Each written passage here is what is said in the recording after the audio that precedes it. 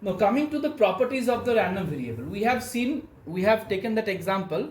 Now we will see some of the properties of the statistical properties of the random variable.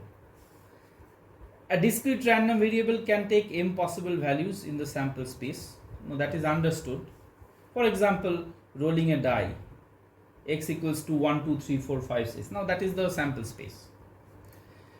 So P of xk is given as, it can be thought of as probability of random variable x taking a value xk.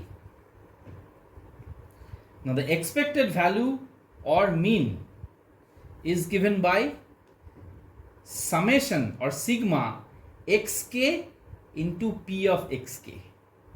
So expected value or mean is given by sigma xk into pxk. Now this is not mathematical average. Don't confuse mean with mathematical average, which most of the students or most of the beginners, I mean, that's a trap, honey trap they fall into. Mean is not equal to average. Okay, a big caution. Then the second moment, sometimes we call them as the statistical moments. The second moment or the variance is given by the second moment about mean. The second moment about mean, that is pxk into xk minus mu whole square, and everything put under sigma, that is k equals to 1 to m p of xk into xk minus mu whole square. Now Bernoulli random variable or Bernoulli trials. Now this is a special class of random variables which take only two values, that is x equal to capital 0 or 1.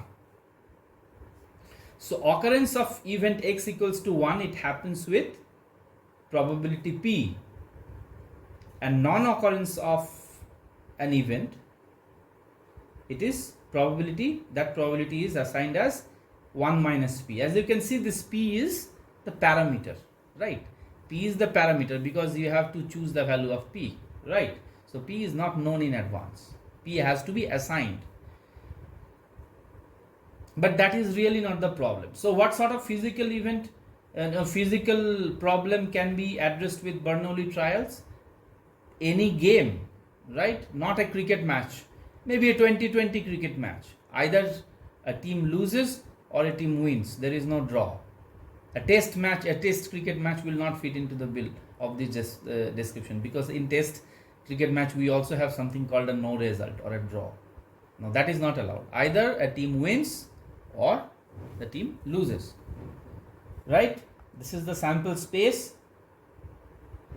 Let us take a quick example. Suppose a system has 4 standby or backup units. The probability of each unit is p per year. Again, let's say we have 4 power generators in a campus, right? And the probability of failure of each power generator is p per year. What is the probability that one unit will fail in the next 1 year? Now that is a very important question. So we have 4 standby units and probability of failure is given as p per year. So what is the probability that one will fail in the next 1 year? So what do we do? We will systematically draw the whole picture. Now this is a very easy tool, easy way of solving the problems, at least to get started with. So in the first case you have the unit number 1 which fails, and all the 3 are in the safe, that is they are SSS, that is 1 failure and 3 safe. The probability will be given as p into 1 minus p into 1 minus p into 1 minus p, which is p into 1 minus p cube. For the second unit, the failure of the second unit, it is same, exactly symmetrical, which is SFSS. Again it is p into 1 minus p cube. Similarly for the third one, and similarly for the fourth one. So the probability becomes 4 into p into 1 minus p whole cube, right? Now what is binomial distribution? So here the question that we asked is, one unit will fail in the next 1 year. Suppose if we relax that restriction and we say that why only 1 unit? Even 2 units can fail, 3 units can fail, Even all the 4 units can fail.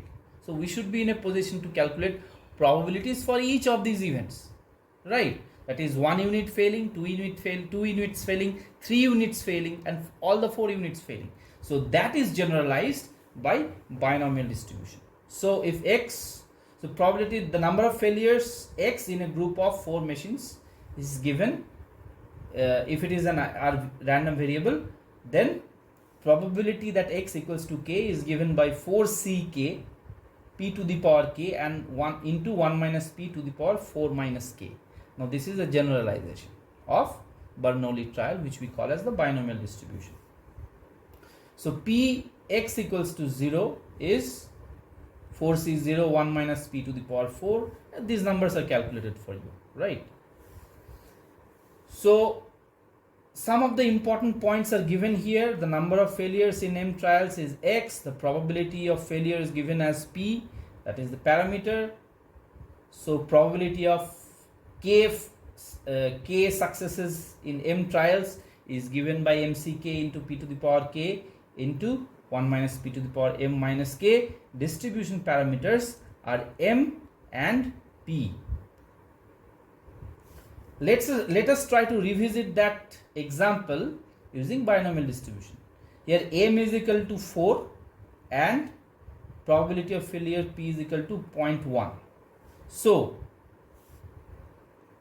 the distribution of number of failures is given as 0.41, 0.41, 0.15, 0.003, and for all the 4 cases it 0.00, right? So this is the probability mass function, and for the CDF it goes from 0 all the way to 1. So this is the cumulative probability distribution function, and that starts with 0.41, it goes all the way till 1.